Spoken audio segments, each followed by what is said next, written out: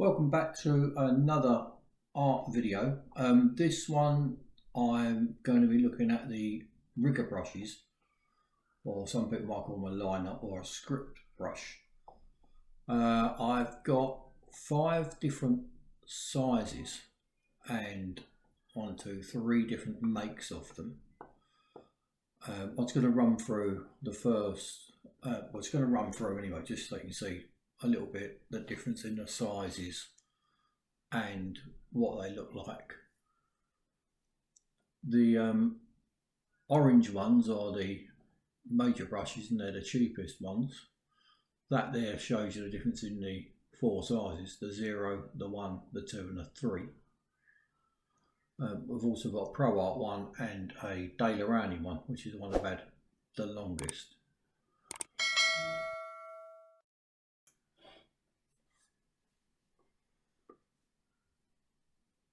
Now with the rigger brushes, they've all got their own uses. A lot of it really would depend on how big paper or size of books and stuff you're going to be actually using them for.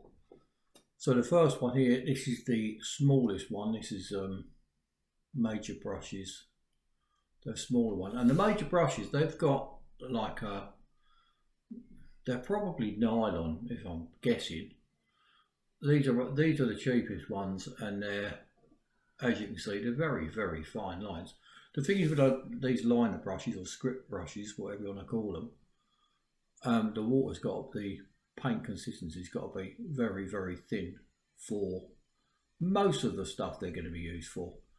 You can use them for things like tree branches and stuff, but again that's going to depend on how large you're working on. Now this book that I'm working on here, this is just a little A5, which is about, I think, 8 by 5, 7 by 5, somewhere around there.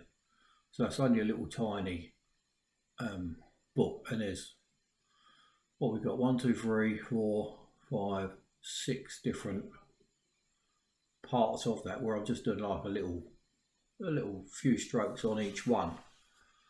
So that is obviously working very, very small indeed. So depending on the thickness and what you want to do, is going to depend really how fine you need to go on your rigger brush. Obviously the rigger brushes was originally made for, well, they say it was made for putting a rigging on ships and stuff.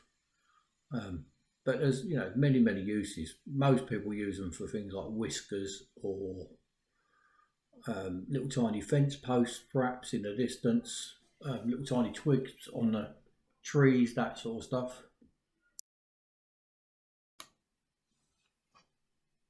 So you can see on this is a size 1 now, this major brushes one. You can see there's not a great deal of difference in the size of the stroke. It seems to be a little bit clearer, but there's not really much in it, to be honest.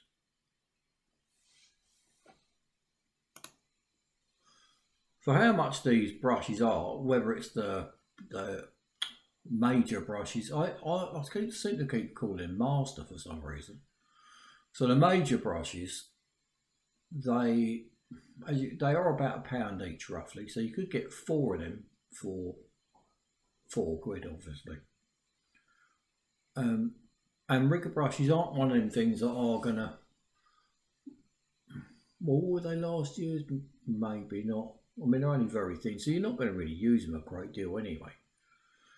But it's one of them for, I think the Rowney one was the dearest one. That was about just over £4. But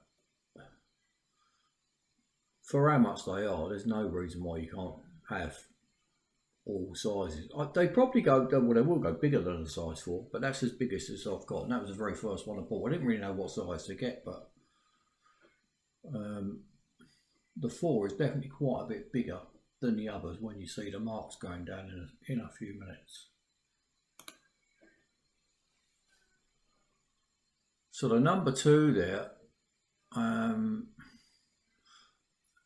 it's a little bit unfair really for this number 2, and also when I get to the De La Rowney one, because this little sketchbook that I'm doing it on, my hand is actually rested on the little spring sort of thing, and the end holds it together. I can't think what you call it. Like there's like a coiled wire on the end, and my hand's rested on that, so it's not going to be as steady on either the number 2 major or the De La Rowney. It might even affect the Pro Art one a little bit. But as you can see, there's not a great deal of difference in the actual thickness of any of them. I think some of them look probably a little bit sharper lines than the other. But you know, that could easily be how thick I've mixed the paint up and stuff anyway. One word of note, when I did the very first one, the size 0, I did a few little grassy bits at the bottom, but I didn't bother doing it after that. But so you can definitely get more expressive with this if you've got a larger piece of paper to be working on, and you would get quite a good long line on probably any of them, to be honest. But say like on the size 0 and maybe the size 1, if it was a bigger piece of paper, you'd probably only get 1 or 2 whiskers before the paint run out, which is not the same case if you was using a different type of brush, maybe like a sword brush, which I've got another video on that. Now, a sword brush is very, very versatile as well, but they all do their own thing at the end of the day. Depends what you want to use them for. Now this Pro Art one, it's got a different hair to the major brushes, which we just did the first 4 little doodles on there, 4 sizes. The hair is softer, probably the same sort of length as the others, and the size 2 in the Pro Art is probably the same as the size 1 of the major brushes in length and whatever, but the hairs are definitely of a softer, better quality than the major brushes are. So the other thing you'll probably notice that I've been doing is where I've been doing like these sort of whiskers or whatever they are, just curvy lines, the little tiny dashes to start with, and then there's the last bit before the sort of leafy shape thing, the bit on the bottom left of each one. They're just like little series of dashes. Now what the idea of that is if you were doing, say, a very small piece of work and you wanted to do like a bit of a stone wall or bricks, that type of stuff, whether you could do it in this or not. So I've only ever did that before in acrylics, and I often use the De La Rowney one for brickwork if it was a very small painting. But with these, particularly the major brushes, where they hold a point much more than what the Pro Art or the De La Rowney do, you get a bit of a you can't really flatten the brush out to splay the brush out to get a bit of a flat bit on it. I couldn't anyway. It's easier on acrylics, and you probably could if you use a lot thicker watercolor paint, but I didn't actually do that. I just had it thin. It was probably too thin, but you know, for versatility wise, if you wanted to use a very, you know, for a brush that's going to be things like little brickwork and stone brickwork, stone walls, that sort of stuff, and it was on a very small painting, then rigger brush is actually quite good for that if you can get the hair to widen out. So the paint here, I'm pretty sure, is a bit darker on this De La Rowney one. I have sort of added a bit of pigment to the little bit of paint that I am using here as I'm going through, because it is weakening off. Now this is what I mean about these little things. I mean, they look like sideways commas rather than what should be little bits of walling or brickwork, but the water is, You get so used to with these riggers having the water so very very thin for doing fine whisker type lines and hairs, and if you're doing an animal, you might be doing like the way the fur's going on, above the eyes and around the fur around the eyes in particular. So I've just gone over these with a bit of acrylic. Well, not gone over them, but added to them. And what I was trying to get was this like brickwork effect or stonework on a stone wall. What you get now, the Rowney and the Pro Art, the hairs are a fair bit softer than the major brushes. The major brushes really holds their points. So when you use some thicker paint like I have here, this size 0, with little dashes, it's not really a great deal of difference from the watercolour there to this bit of acrylic. It's not very stony-fied.